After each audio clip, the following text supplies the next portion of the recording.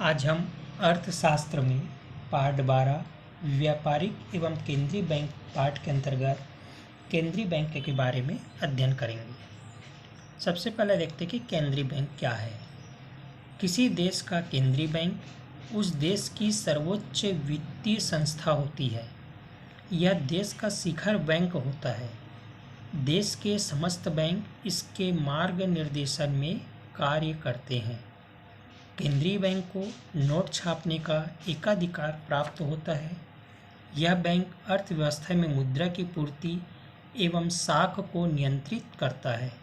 Reserve bank of India Bharat का केंद्रीय bank है, जिसका प्रधान कार्यालय मुंबई में स्थित है। केंद्रीय बैंक की परिभाषा कई अर्थशास्त्रियों ने दी है। जैसे पहला इसमें दिया हुआ केंट के अनुसार, केंद्रीय बैंक वह संस्था है जिसे सामान्य सार्वजनिक हित में मुद्रा की मात्रा के विस्तार एवं संकुचन का उत्तरदायित्व दे दिया गया हो।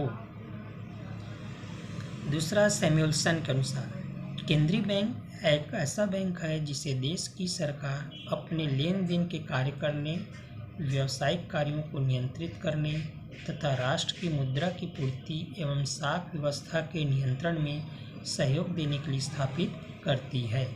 इस प्रकार से अर्थशास्त्रियों ने केंद्रीय बैंक की परिभाषा दी गई है। इसके बाद हम देखेंगे केंद्रीय बैंक के कार्य।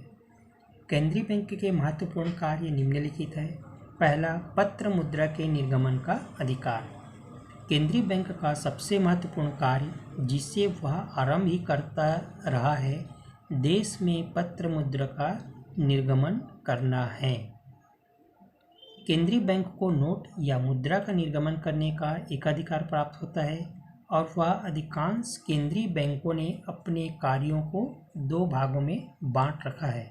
पहला बैंकिंग विभाग, दूसरा निर्गमन विभाग। नोट निर्गमन का एकाधिकार केंद्रीय बैंक को प्राप्त होने से अनेक लाभ होते हैं, जैसे मुद्रा प्रणाली में एकरूपता होना, मुद्रा प्रणाली का संचालन अर्थव्यवस्था के हित में कुशलतापूर्वक करना, बैंकों की साख निर्माण की शक्ति पर नियंत्रण लगाकर मौद्रिक संतुलन को बनाए रखना। केंद्रीय बैंक में जनता का विश्वास भी अधिक होता है। दूसरा कार्य है सरकार का बैंकर, एजेंट व सलाहकार। सरकारी बैंकर के रूप में केंद्रीय बैंक सरकार को वही सेवाएं प्रदान करता है जो जनता को साधारण बैंकों से प्राप्त होती है। यह सरकारी विभागों के खाते रखता है तथा सरकारी कोषों की व्यवस्था करता है। आवश्यकता पड़ने पर सरकार को ऋण भी देता है तथा सार्वजनिक ऋणों का प्रबंध करता है। और केंद्रीय बैंक सरकार की ओर से विदेशी मुद्राओं का क्रय विक्रय करता है। इसके बाद अगला कार्य है तीसरा, वाणिज्यिक बैंकों के नकद कोषों का संरक्षक। केंद्रीय बैंक बैंकों का बैंक होता है, अर्थात इसका अन्य बैंकों के साथ संबंध लगभग वैसा ही होता है जैसा उनका अपने ग्राहकों के साथ होता है। देश में अन्य बैंकों का खाता केंद्रीय बैंक में होता है, जिनमें अन्य बैंक केंद्रीय बैंक के पास नकद कोष जमा करते हैं। चौथा कार्य है देश के विदेशी विनिमय कोषों का संरक्षक। पत्र मुद्रा के निर्गमन के लिए केंद्रीय बैंक आरंभ से ही अपने पास धात्विक कोष रखता है। बाद में स्वर्ण विनिमय अपनाए जाने पर अनेक देशों के केंद्रीय बैंक विदेशी विनिमय के कोषों के आधार पर भी मुद्रा का निर्गमन करने लगे हैं। केंद्रीय बैंक विदेशी विनिमय दर पर नियंत्रण रखता है। इसका मुख्य उद्देश्य यह है कि उसके पास पर्याप्त मात्रा में विदेशी मुद्रा का कोष रहे, जिससे किसी समय भुगतान के विपरीत संतुलन का घाटा चुकाया जा सके और इस प्रकार देश की मुद्रा के बाह्य मूल्य में स्थिरता रखी जा सके। पांचवा है बिलों की पुनर्कटौती का कार्य एवं अंतिम ऋणदाता। वाणिज्यिक बैंकों के तरल कोष ग्राहकों की नकदी मांग को पूरा करने के लिए अपर्याप्त होने पर उन्हें केंद्रीय बैंक की सहायता की आवश्यकता होती है। ऐसे समय केंद्रीय बैंक उनको दो प्रकार से सहायता कर सकता है: श्रेष्ठ व्यापारिक बिलों की पुनर्कटौती द्वारा तथा प्रथम श्रेणी की प्रतिभूतियों की धरोहर पर ऋण। चूँकि केंद्रीय बैंक आवश्यकता पड़ने पर बिलों की पुनर्कटौती द्वारा तथा प्रत्यक्ष ऋण देकर मुद्रा बाजार में पूंजी की मात्रा को बढ़ा सकता है, इसलिए इसे अंतिम ऋणदाता कहा जाता है। उसके बाद अगला है नंबर 6वां, खातों का समाशोधन, निपटारा तथा स्थानांतरण। केंद्रीय बैंक एक समाशोधन गृह के रूप में ऐसी व्यवस्था करता है कि विभिन्न बैंकों के पारस्परिक लेन देन या एक दूसरे पर लिखे गए चेकों का भुगतान का निपटारा केवल खातों में आवश्यक परिवर्तन द्वारा किया जा सके। केंद्रीय बैंक के माध्यम से बैंकों को इस प्रकार के पारस्परिक लेन देन का निपटारा करने में बहुत सरल होती है। केंद्रीय बैंक में सब सदस्य बैंकों के खाते खुले रहते हैं तथा इन खातों में राशि का स्थानांतरण कर देने से बिना नकद भुगतान किए अथवा बहुत कम मात्रा में नकद लेन देन का हिसाब हो जाता है।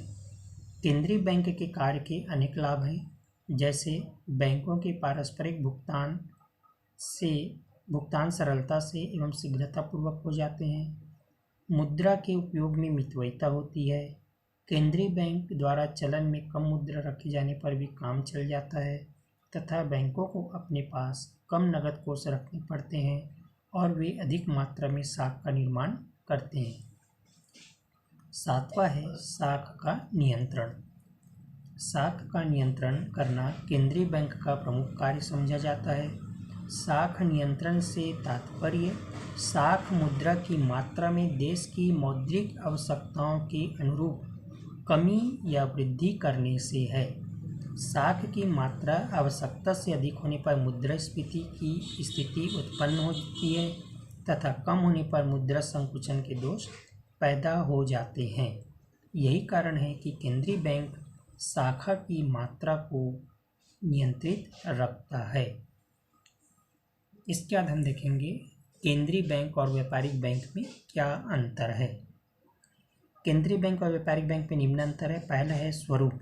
केंद्रीय बैंक यह देश का सर्वोच्च बैंक होता है, इस नाते इसका संपूर्ण बैंकिंग व्यवस्था पर नियंत्रण रहता है। व्यापारिक बैंक वह संस्था है जो लाभ कमाने के उद्देश्य से मुद्रा व साख में लेन देन करती है। वह केंद्रीय बैंक के आदेशों का पालन करता है। दूसरा अंतर है केंद्रीय बैंक इसका प्रमुख उद्देश्य लाभ कमाना न होकर जनहित होता है। लाभ कमाना इसके लिए एक गौण या सहायक उद्देश्य होता है। व्यापारिक बैंक इसका लाभ कमाना इसका प्राथमिक उद्देश्य है। दूसरा है स्वामित्व। केंद्रीय बैंक एक सरकारी संस्था होती है, जबकि व्यापारिक बैंकों का स्वामित्व सरकारी तथा गैर सरकारी भी हो सकता है। चौथा, प्रतियोगिता।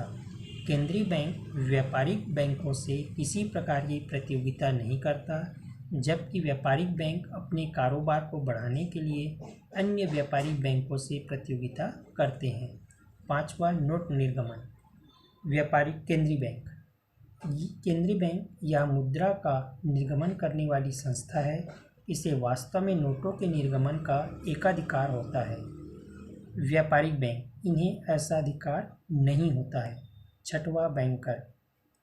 केंद्रीय बैंक यह सरकार तथा व्यापारिक बैंकों के बैंकर के रूप में कार्य करते हैं। व्यापारिक बैंक ये सामान्य जनता के बैंकर होते हैं। तो इस प्रकार से ये अंतर थे केंद्रीय बैंक और व्यापारिक बैंक में अंतर।